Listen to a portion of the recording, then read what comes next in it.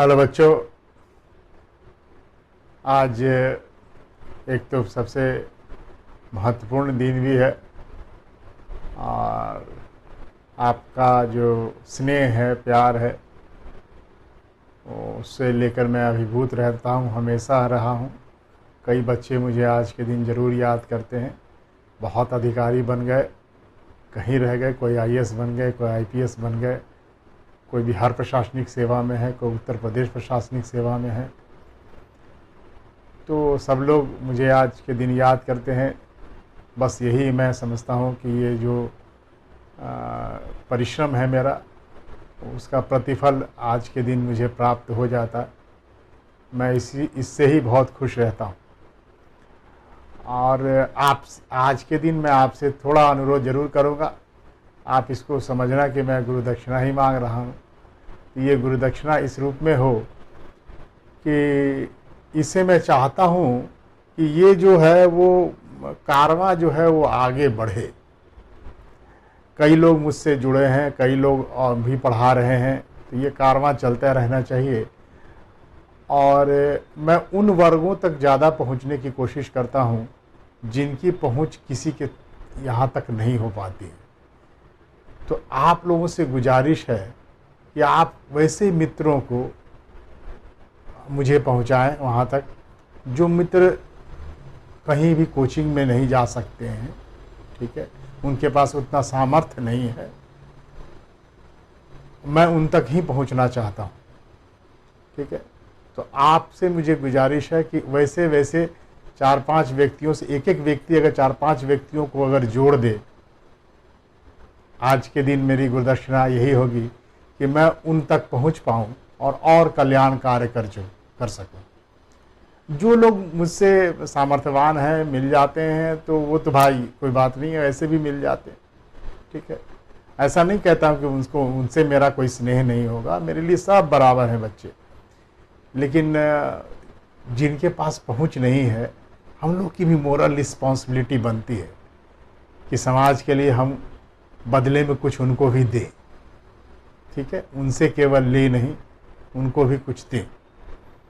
तो आपसे मुझे यही है, उम्मीद है कि इस मुहिम में आप मेरा सहायता अवश्य करेंगे और इस कारवां को आगे बढ़ाएंगे। और जब कभी आप भी प्रशासक बन जाएं तो इसी प्रकार ये कारवां आगे बढ़े। बहुत बच्चे अभी हैं, देखिए अभी एक सुनील कुमार पांडे जी हैं जो डीएसपी बने, वो भी लड़का देख रहा हूँ कि वो भी लगातार जो है इस प्रकार का सहयोग दे रहा है। तो ऐसे बहुत सारे बच्चे हैं, कई आईएएस हैं जो हमारे हैं, जो वेस्ट बंगाल कैडर में हैं, कोई महाराष्ट्र कैडर में है। वो सब लोग कहीं ना कहीं मुहिम में इसमें लगा है। तो ये देखकर मैं बहुत खुश होता हूँ कि चलो कम से कम जो मेरा चैनल है वो बढ़ता जा रहा है, ठीक है। चलिए, इतनी बातें हो गई। अब मैं आता हूँ आप लोग के मुतालिक जो बातें हैं।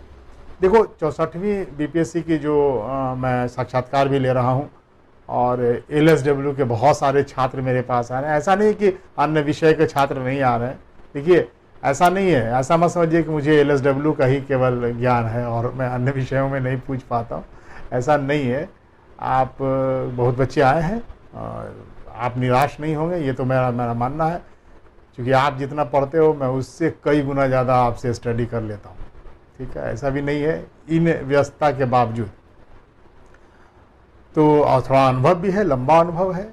बहुत हमेशा इंटरव्यू के लिए पूछता रहता हूँ, आईएएस के लिए पूछता रहता हूँ, तो पढ़ता रहता हूँ, तभी पूछ पाता हूँ। जो मेरा एलएसडब्ल्यू के जो छात्र हैं उनको जो मैं वीडियोस दे रहा हूँ, उसके तहत जो बेटा मैंने अभी तक इंडस्ट्रियल वेयर सेक्टर में दी, आज भी मैं इंडस्ट्रियल वाले को वाइंड अप करूँगा। आज उस सब छोटे छोटे जो बच गए हैं उनकी बात करूँगा। जैसे श्रम संघ है, ठीक है, जैसे WPM है, ठीक है। यहाँ से बहुत प्रश्न नहीं आते, लेकिन फिर भी श्रम संघ से प्रश्न थोड़े बहुत पूछे जा सकते हैं। तो वहाँ क्या पूछे जा सकते हैं मैं उसी पर आऊँगा सीधे डायरेक्टली, लेकिन थोड़ी बातें इतर भी करूँगा, ठीक है। जैसे इसका अगर इतिहास देखें श्रम संघ का, तो वहाँ से ऑब्जेक्टिविटी वाली प्रश्न पूछी जाती है कि बताइए कौन सा श्रम संघ है जो भारत में सबसे पहली बार स्थापित हुआ। तो देखिए वो 1890 का जो श्रम संघ है वो जो बॉम्बे मिल्स हैंड्स एसोसिएशन जो इसको पहला माना जाता, और ये स्थापित जो किया था एम एन लोखंडे, ठीक है, वो लोखंडे साहब उन्होंने ही इसको स्थापित किया था 1890 में। तो ये प्रश्न आ सकता है ऑब्जेक्टिव ख्याल से, ठीक है, वो वन लाइनर क्वेश्चन भी पूछे जाते हैं तो वो उससे पूछ सकता है। शुरुआत अगर श्रम संघ से करना चाहेगा तो वो यहाँ से एक प्रश्न पूछेगा, उसके बाद श्रम संघ के मेन क्वेश्चंस पे आएगा। तो इसमें ये कोई याद रखिएगा। और देखिए इसके बाद अगर आप देखेंगे तो एक सुनियोजित ढंग से आप कहें तो 1920 में स्थापित हुआ, लेकिन इसके पहले भी 1917 में भी एक श्रम संघ स्थापित हुआ, बड़ा उल्लेखनीय था वो, अहमदाबाद मिल एसोसिएशन, उसका भी श्रम संघ स्थापित हुआ। और उसके श्रम संघ की खासियत देखिए, क्योंकि वो थोड़ा इंटरेस्टिंग है इसलिए इंटरव्यूअर उस पर भी आ सकता। वो अनुसुईया बेन जो हैं उन्होंने स्थापित किया। वो जो अनुसुईया बेन है वो गांधी जी के साथ भी बहुत दिन तक साथ में रहीं, और अहमदाबाद मिल जो में हड़ताल जो हुई थी, ठीक है, इनके जो भाई थे सारा भाई जी, वो कौन सारा भाई थे मुझे याद नहीं आ रहा, ठीक है, सारा भाई थे, उन्होंने जो इसको ये किया था, वो उसके मालिक वही थे और गांधी जी के बहुत अभिन्न मित्र में से थे सारा भाई। अब देखिए, और उनके अगेंस्ट में गांधी जी खड़ा हुए, इसलिए पूछा जाता है अहमदाबाद में जो आश्रम था उसको बनाने में पैसा उन्हीं का लगा हुआ था, गांधी जी का आश्रम, और अपने ही दोस्त के विरुद्ध खड़ा हुआ था। अब बहन गांधी जी के साथ, और वहीं पर मजदूरों का एक संघ बनाई है, गांधी जी के साथ हड़ताल में बैठी और प्लेग के बोनस के मांग के लिए। फिर बाद में उन्होंने देने का स्वीकार भी किया, लेकिन तब तक बातें कोर्ट में चली गई, तो फिर वो कोर्ट के डिसीजन से आया कि इनको अधिक प्लेग बोनस दी जाए, तो वो अधिक जितनी स्वीकार की गई थी उससे ज़्यादा बोनस दी गई, और ये सफल आंदोलन था, मजदूर आंदोलन। गांधी जी यहीं पर मजदूरों से अपना संपर्क स्थापित किए।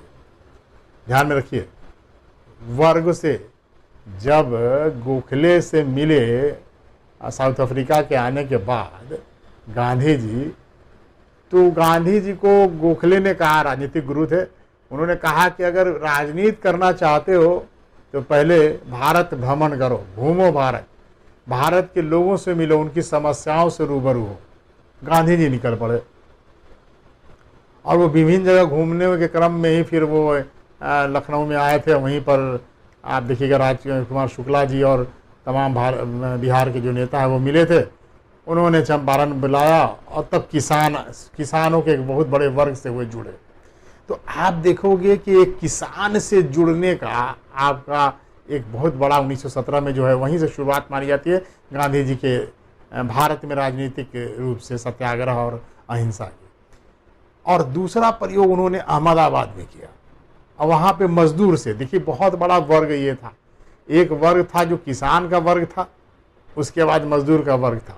ये देखिए बहुत बड़े वर्ग को उन्होंने अपने में समाहित किया था। उसके बाद देखेंगे आप जो है असहयोग आंदोलन शुरू करते हैं, ठीक है, यहाँ तक उन्होंने बनाया, सब वर्ग में अपनी पहुँच को बनाया, ठीक है, तो ध्यान में रखिएगा। और 1917 वाला भी देखो, मैं बच्चों से पूछ रहा हूँ, हिस्ट्री के भी छात्रों से पूछ रहा हूँ, मैं सबके लिए आज इसी वीडियो में कह दे रहा हूँ, पढ़ा रहा हूँ, देखो बोल रहा हूँ। इसलिए मेरी थोड़ी सी आदत है कि जब मैं कुछ भी पढ़ाता हूँ विषय को तो थोड़ी बहुत इधर उधर मैं चला जाता हूँ, ठीक है, ये मेरी आदत रही पढ़ाने में, क्योंकि सब चीज़ इंटरलिंक्ड है।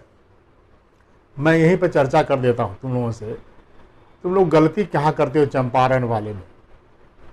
कुछ बच्चे ने सही बताया, एक बच्चे ने बहुत सही उत्तर दिया, बाकी आप लोग गलत उत्तर दे देते हो। सब लोग क्या कहते हो, तीन कठिया मूवमेंट को समाप्त करने के लिए यह आंदोलन चला, ठीक है। आप लोग यहीं पर, ये अर्ध सत्य है, पूर्णतया सत्य नहीं है। देखो क्यों ऐसा, इसलिए मैं सेकंड को जहाँ ये उत्तर मुझे मिलता है मैं तुरंत उससे पूछ देता हूँ कि 1860 का नील विद्रोह और चंपारण सत्याग्रह के नेचर में कोई अंतर है। ठीक है। तो ये जो प्रश्न है ध्यान में रखना, मैं फिर पूछूंगा लोगों से, इसका उत्तर देखो मेंस में भी आ सकता है ये प्रश्न, समझ लो। इसमें यूपीएससी में आया भी था प्रश्न, ये जो है समझो इसको कि जो चंपारण सत्याग्रह था ये हुआ क्यों था। तो जो प्रथम विश्व युद्ध जब चल रहा था उसी समय जर्मनी ने सिंथेटिक नील का आविष्कार कर लिया, ठीक है। हमारे यहाँ से नीलहे जो थे वो नील उपजाते थे और उसकी रंगाई वगैरह में यूज होती थी। ये अंतर्राष्ट्रीय बाजार में इसकी बड़ी डिमांड थी वस्त्र उद्योगों में। तो ये यहाँ से नील ले जाते थे और अंतर्राष्ट्रीय बाजार में यहाँ से सस्ता लेकर बहुत महंगे दामों वहाँ पर बेचते थे। लेकिन जर्मनी ने जब सिंथेटिक नील का आविष्कार कर लिया तो इस नील की मांग कम हो गई अंतर्राष्ट्रीय बाजार में, क्योंकि महंगी भी थी। तो अब जो नीलहे जो जमींदार थे, जो अंग्रेज थे, उनको जरूरत नहीं रह गई अब नील उपजवाने की। तो उन्होंने कहा कि हम आपको इस अनुबंध से मुक्त करते, और इस मुक्त करने के एवज में शहरवेशी, तावान, कई ऐसे असबाब, ऐसे बहुत सारे जो है अतिरिक्त शुल्क वसूल रहे थे। इस शुल्क के विरोध में आंदोलन था। वो तो स्वयं दिनखटिया मूवमेंट से हट रहे थे। वो उस टैक्सेस जो अतिरिक्त लिए जा रहे थे उसके विरोध में था।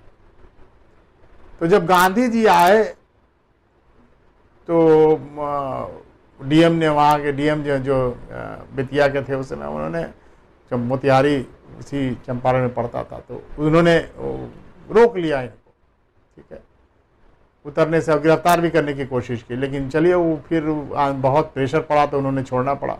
इनको उन्होंने दिखाया, डॉक्यूमेंट्स दिखाया गांधी जी को कि देखिए इन्होंने कॉन्ट्रैक्ट कर रखा है।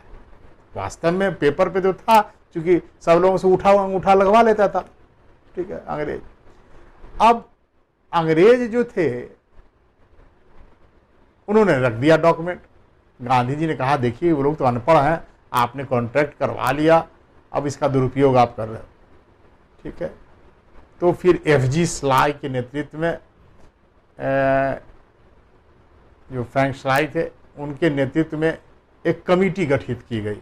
गांधी जी भी उसमें सदस्य थे, तमाम जो उस समय उस नेता थे वहाँ के स्थानीय वो भी थे। तो एग्रीगेरियन कमेटी में बैठे, अंग्रेजों भी बैठे, सब लोग मिलकर बैठे और इस बात पे पहुँचे कि भाई शुल्क में कमी कर दी जाए, ठीक है। तो 25% शुल्क कम कर दिए गए। तो जब आप ये परिणाम देखेंगे तो आपका उत्तर जो तिनकठिया मूवमेंट वाला है वो फिर अस्पष्ट नजर आएगा, ध्यान में रखिएगा।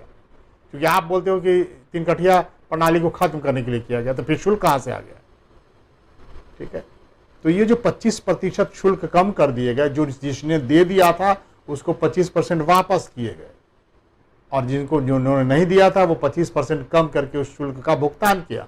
साथ ही तिनकठिया मूवमेंट्स को समाप्त करने की घोषणा भी इसी कमेटी के द्वारा कर दी गई, ठीक है। ये भी एक साथ में था।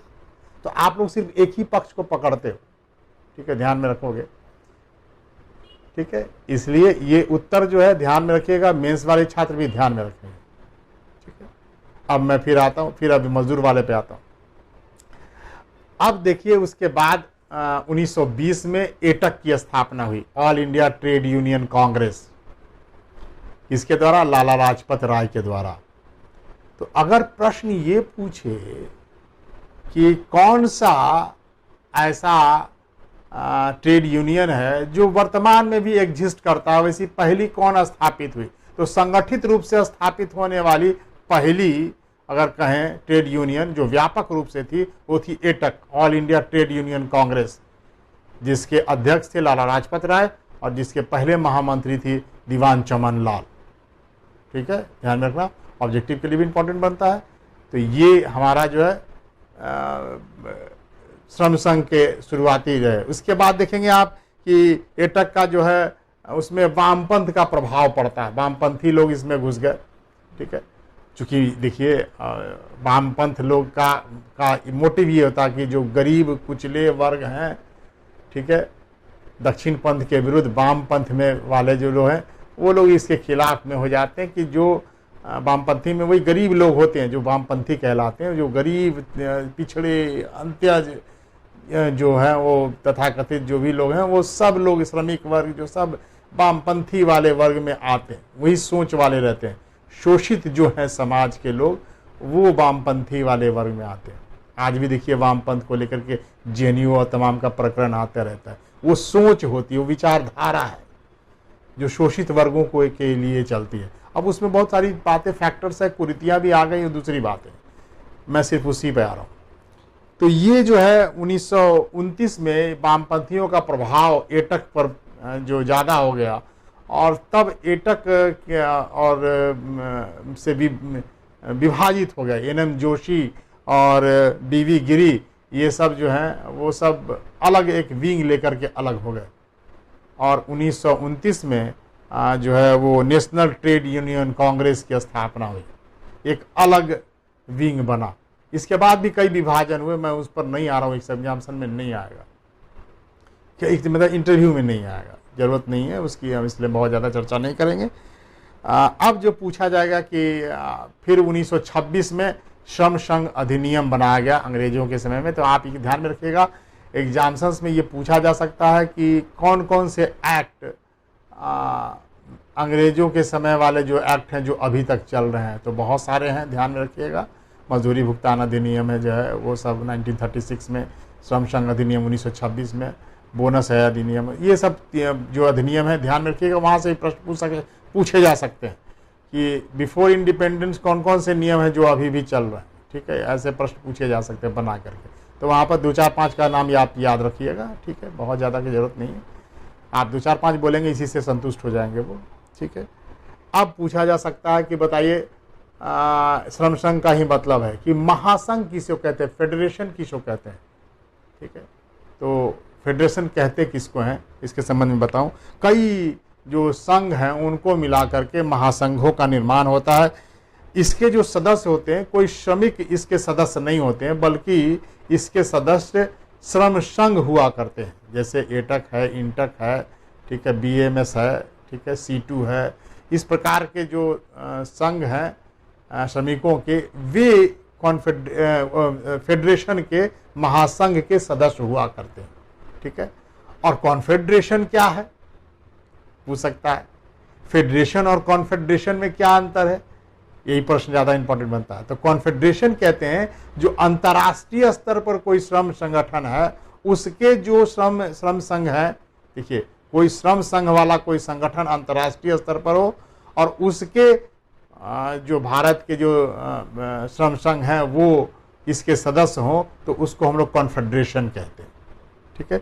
जैसे international confederation for free trade union एक संस्था है जिसके कई हमारे यहाँ जो हैं वो इसके सदस्य हैं अंतर्राष्ट्रीय स्तर के श्रम संघ के। तो ये लोग जो अंतर्राष्ट्रीय स्तर पर श्रमिकों का शोषण न हो इसके लिए मिलते हैं और इनकी बैठकें हुआ करती हैं और ये लोग अपने निर्णय लेते हैं, जिसको श्रम संघों के मांगों को रखने के लिए फिर सरकार पर दबाव पड़ता है। तो ये जो चीज़ें हैं प्रश्न बहुत ज़्यादा इम्पोर्टेंट नहीं बनता, लेकिन कॉन्फेडरेशन और ये फेडरेशन इन दोनों के बीच का जो अंतर है वो बहुत महत्वपूर्ण है, ध्यान में रखिएगा, ये प्रश्न आ सकता है, ठीक है। अब उसके बाद जो है प्रश्न पूछे जा सकते हैं कि भारत में श्रम संघों का नाम है जो बताइए जो राजनीतिक दलों से जुड़े हुए हैं, ये आ चुका, ये पूछा भी जा चुका, ठीक है। अगर आप कहिएगा कि यहाँ से प्रश्न पूछेगा तो सबसे महत्वपूर्ण प्रश्न यही मैं मानूंगा पूछने के दृष्टिकोण से। जैसे सबसे बड़ा अगर मजदूर संघ कौन है ये भी प्रश्न आ सकता है, तो वो है भारत मजदूर संघ, ठीक है, BMS, भारत मजदूर संघ। ये जो देखिए ये संस्था जो है संघ जो है श्रम संघ जो है वो RSS की है, राष्ट्रीय स्वयंसेवक संघ की है, ठीक है। इसलिए इनका जुड़ाव अगर किसी राजनीतिक दल से तो बीजेपी से है, चूँकि अगर उसका RSS का जो राजनीतिक विंग है वो एक तरह से बीजेपी ही मानी जाती है। तो आप इसका संबंध बीजेपी से है। इसकी स्थापना जो है 23 जुलाई 1955 में हुई थी, ठीक है, मैं चर्चा आगे करूँगा। उसके बाद है इंटक, ठीक है, इंटक जो है वो इंडियन नेशनल कांग्रेस का है, ठीक है, INTUC Indian national trade union Congress. फिर एटक जो मैंने पहले बताया, तो एटक पर अब कम्युनिस्ट पार्टी ऑफ इंडिया का CPI का है, C2 का CPIM है, मार्क्सवादी जिसको बोलते हैं, और AICCTU का CPIML है, मार्क्सवादी लेनिन पार्टी, ठीक है। तो आपको जो इम्पोर्टेंट बनता है वो तीन ज़्यादा इम्पोर्टेंट बनता है, वो BMS, इंटक और एटक। BMS जो है वो RSS और BJP से जुड़ा हुआ, इंटक जो है कांग्रेस से जुड़ा हुआ, और एटक जो है वो CPI से जुड़ा हुआ, ठीक है। इन तीन का नाम आपको याद रखना है, एग्जामिनेशन में इंटरव्यू में पूछा जा सकता है। सर्वाधिक संख्या वाली पूछेगा तो वो BMS बोलिएगा, सबसे ज़्यादा है, लगभग 2 करोड़ के आसपास इसकी सदस्यता है। और उसके बाद आता है एटक का नाम, जो लगभग 1.5 करोड़ के आसपास इसका है, ठीक है, सबसे बड़ी है BMS।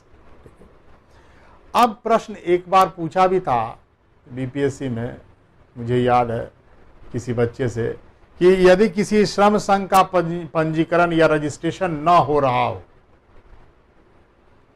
अगर आप रजिस्ट्रार के पास गए, रजिस्ट्रार ने इसे इनकार कर दिया आपके रजिस्टर करने से, या आपका रजिस्ट्रेशन रद्द कर दिया किसी कारण को बता करके, तो आप क्या करेंगे? आपका अगर श्रम संघ है तो श्रम संघ के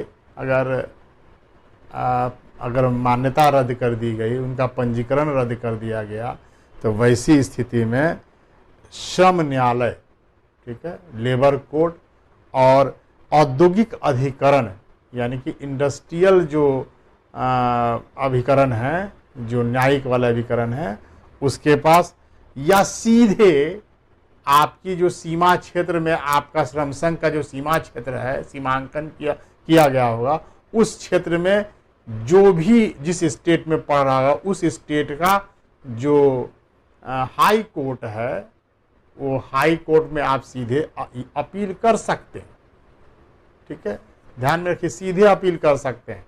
वहां पे श्रम संघ को एक व्यक्तिगत इकाई के रूप में देखा जाता है, वो एक इकाई के रूप में काम करता है, एक व्यक्ति के रूप में काम करता है, और उसके फंडामेंटल राइट्स का अगर हनन होता है, ठीक है, ध्यान में रखिएगा, तो वो वाद दाखिल हाई कोर्ट में सीधे भी कर सकता है, ठीक है। किसी श्रम संघ के रजिस्ट्रेशन के लिए न्यूनतम श्रमिकों की संख्या कितनी होती है, ये भी पूछा जा सकता है काउंटर में।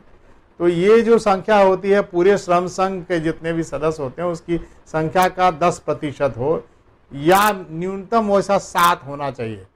अब मान लो किसी का संख्या हो 50, तो उसका 10% क्या होगा, 5 हुआ, तो वैसा कोई नहीं बन पाएगा।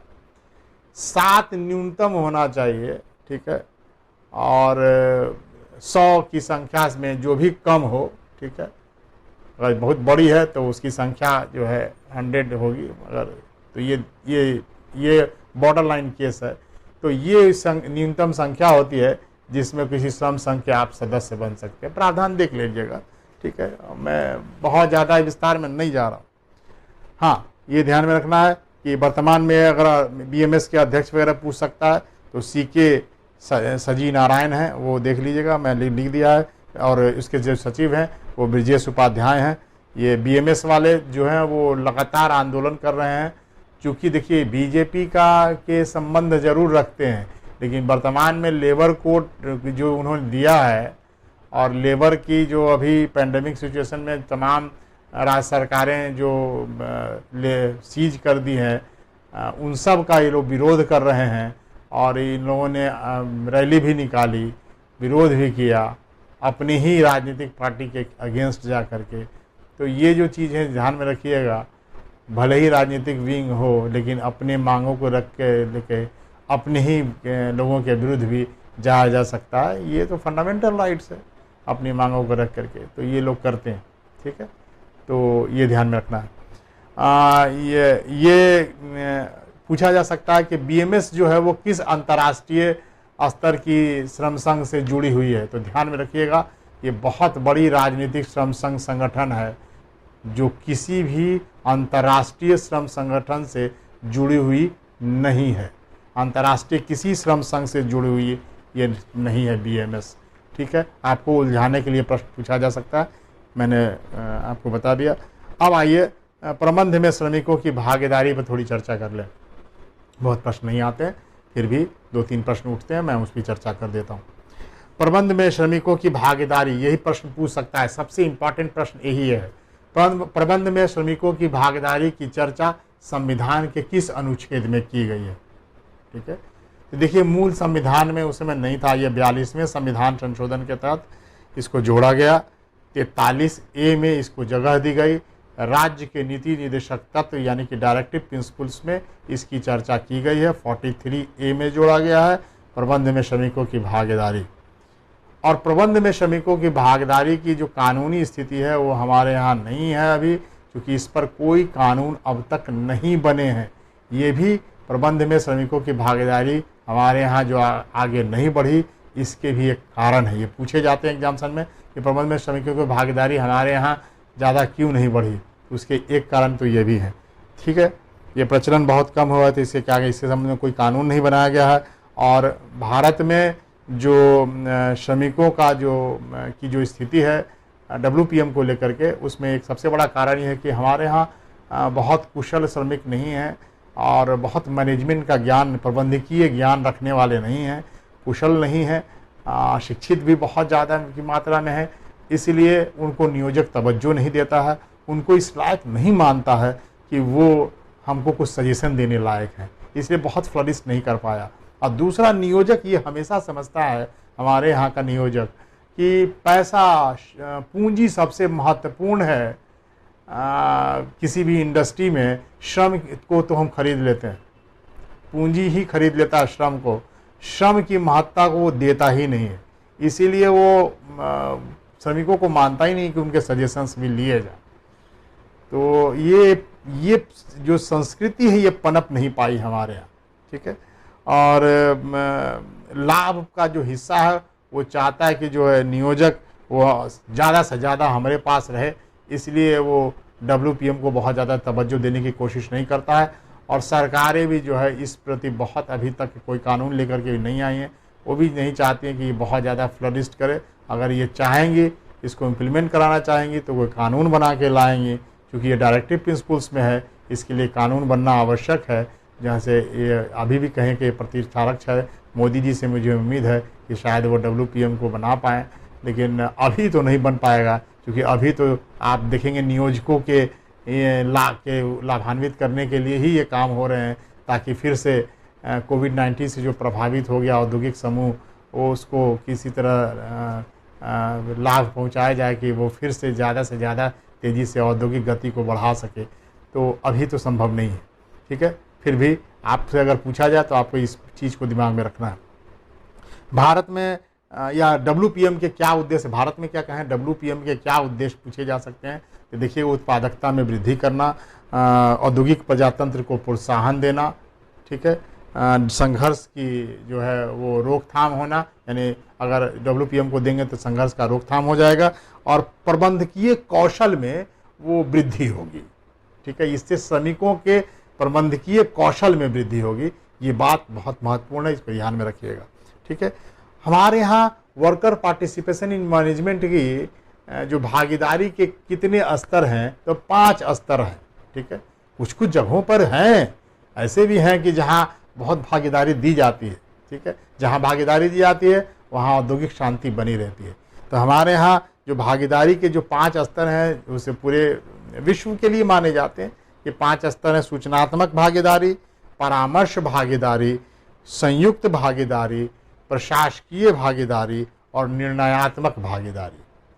ये होता क्या है? सूचनात्मक भागीदारी यानी कि आपकी भागीदारी क्या है कि श्रमिक सूचना दे दिया, ठीक है, उनसे खाली सूचना ले ली, क्या आप अपना दे दीजिए भाई, इस संबंध में आपको क्या कहना है, तो सूचना अर्थ प्रेषित है वाली स्थिति है भागीदारी। ठीक है, मैं हमेशा कहता रहता हूँ। ठीक है, लेकिन आप लोग को अभी नहीं कहूँगा, क्योंकि आप लोग एग्जाम्सन देने वाले में से हो, सरकार की आलोचना नहीं करनी है, इसलिए मैं आप लोगों को बताऊँगा ही नहीं। दूसरा है परामर्श भागीदारी, ठीक है। परामर्श भागीदारी क्या है? तो परामर्श देना, यानी आपका परामर्श आप दे दीजिए। एक में होता है सूचना देना, या आप लिखित रूप से दे दीजिए, बस प्रबंध जो है उसको पढ़ लेगा। और परामर्श देने का मतलब यह है कि आप आइए मीटिंग्स में आइए, अपना परामर्श दीजिए, परामर्श दे करके निकल लीजिए, ठीक है। वो डिसीजन लेने का अधिकार नहीं होता। संयुक्त भागीदारी में है कि ज्वाइंट रूप से आपकी मीटिंग होगी, यानी कि प्रबंध के लोग भी होंगे, परामर्श वाले में जरूरी नहीं है, लेकिन इसमें क्या है कि दोनों विंग के लोग होंगे और डिस्कशन होगा, ये संयुक्त भागीदारी होगी। लेकिन अंतिम डिसीजन वो प्रबंध ही लेगा। तो यहां तक वाली जो चीजें हैं वो भारत में लागू हो जाती हैं। अंत में दो है प्रशासकीय भागीदारी, ये बहुत कम जगह है, कुछ कुछ जगह पर है। जैसे वेलफेयर का कोई चीज हो, जैसे कैंटीन चलाना हो, तो इसको चलवाने की जिम्मेदारी वो दे दिया, श्रम संघ को दे दिया, इसको आप चलवाइए। पैसा दे दिया प्रबंध ने और कहा कि ये इसके चलाने की जिम्मेदारी आपकी है, ठीक है। तो इस प्रकार का जो दे दे, तो ये प्रशासकीय भागीदारी, इसमें प्रशासन वाले में थोड़ा सहभागी बना लिया। और सबसे जो उत्कृष्ट किस्म का होता है वो निर्णयात्मक भागीदारी, यानी कि वो भी निर्णय में सहभागी होंगे, निर्णय लेने में, डिसीजंस लेने में अंतिम स्तर तक पहुंचेंगे। यानी कि वर्कर्स पार्टिसिपेशन इन मैनेजमेंट का ये शीर्षस्थ चीज है, निर्णयात्मक भागीदारी, जो हमारे यहाँ नहीं पाई जाती। ये इसकी परंपरा ही नहीं है। जहाँ पर होगी, कुछ उद्योगों में है, जैसे कि वो हीरा व्यवसायी वाले उद्योगपति में है, वो देखिए वहाँ है, सब चीज जहाँ पूछ कर करेंगे ना, और उस देंगे डिसीजन लेने में उसके हाथ में, तो वहाँ पे श्रमिक जो है वो आपको ज़्यादा श्रम करता। हमारे यहाँ तो भावनात्मक लगाव ज़्यादा होता है श्रमिकों का, और वो ज़्यादा काम कर जाता है, ये मेरा काम है। जिस दिन ये समझ में आ जाती है मेरा काम है, देखिए प्रशासन में भी है, जहाँ आप हैमरिंग करके जो प्रशासक काम करते हैं, मैं बहुत ज़्यादा उनको अच्छे प्रशासक नहीं मानता। डर होनी चाहिए थोड़ी बहुत, ठीक है, वो दोनों चीज़ें सम्मिश्रित होनी चाहिए। लेकिन अगर आपने थोड़ा सा किसी के प्रॉब्लम्स को सुन लिया और उससे बातें कर ली, और प्रशासन में थोड़ी भावनात्मक लगाव अगर आपने दिखा दी, तो आप उसको 12 बजे रात में भी बुलाएंगे ना, तो वो निश्चित रूप से उपस्थित हो जाएगा, ठीक है। मैंने देखा, मैंने तो अपने साथ देखा, ठीक है। तो इस तरह से ये मैनेजमेंट का ये तरीका है कि आप उसको सहभागिता बनाइए। छोटी सी छोटी बातों के लिए उससे सजेशन लीजिए, बताओ भाई, भले ही अपने मन का ही कीजिएगा, लेकिन आप उनको तवज्जो दीजिए कि आप उनसे सुनिए। अच्छा बताओ इससे क्या होता है, अपने छोटे छोटे क्लर्क से, बड़ा बाबू से, बड़ा बाबू बताइए भाई कि क्या हो सकता है, इसमें क्या किया जा सकता है, ठीक है। आप तो बहुत दिनों से काम कर रहे हैं, आपको तो बहुत कार्य अनुभव है, उनको थोड़ा सा प्रेज कीजिए, लगेगा उनको लगे कि सर हमको बहुत भाव दे रहे, ठीक है। अब वो आपको सब बहुत मंथन करके आपको बता भी देगा, ठीक है।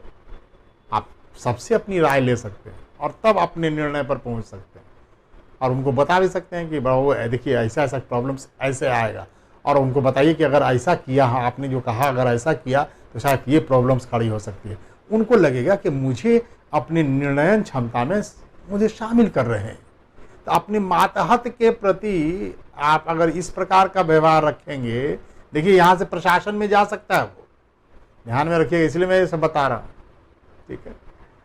यही सब प्रैक्टिकल प्रश्न है बेटा। जब आपसे प्रश्न पूछेगा वहां पे, कोई जरूरी नहीं है कि आपसे प्रश्न इस प्रकार के पूछे जाए, सिचुएशनल प्रश्न, और यूपीएससी के इंटरव्यू में तो ऐसे ही प्रश्न पूछे जाते हैं। तो इससे आदमी के थॉट्स पता चलते हैं, ठीक है। तो ये जो थी बातें, मैंने वर्कर्स पार्टिसिपेशन की मैनेजमेंट की बातें की। अब जो मेरा अगला सेगमेंट आएगा वो और भी बहुत महत्वपूर्ण होता जाएगा, और ये जो सेगमेंट्स होंगे वो एलएसडब्ल्यू के लिए नहीं बल्कि अन्य छात्रों के लिए भी इम्पोर्टेंट होंगे। जैसे गरीबी क्या है, बेरोजगारी क्या है, ठीक है, इन सब पर प्रश्न मैं आऊँगा लेकर के, और सरकार की योजनाएं क्या क्या हैं, इन सब पर, गरीबी को कैसे मापते हैं। मैंने बहुत लोग बच्चों से पूछा निरपेक्ष गरीबी, सापेक्ष गरीबी क्या है, तो हमें बहुत वहीं बता पाए। तो मैं उन सब को लेकर के आऊँगा ताकि बच्चे बता पाएँ अच्छे ढंग से, उनको समझा पाऊँगा लॉरेंज कर्व है, क्या है ये सब, क्या है, इन सब की बातें करूँगा। जो इकोनॉमिक्स के छात्र हैं उनके लिए भी बहुत उपयोगी होगा। मैं अगले सेगमेंट में इस पर बात करूँगा। तब तक के लिए मुझे आज्ञा दीजिए, और मैं उम्मीद करता हूँ मेरी बातों को आप लोग थोड़ी सी तवज्जो लेंगे और इसको अन्य छात्रों तक पहुँचाने में मेरा सहयोग करेंगे। जितने छात्रों तक आप पहुँचाएंगे, समझिएगा यही मेरी गुरु दक्षिणा भी है। चलिए, धन्यवाद।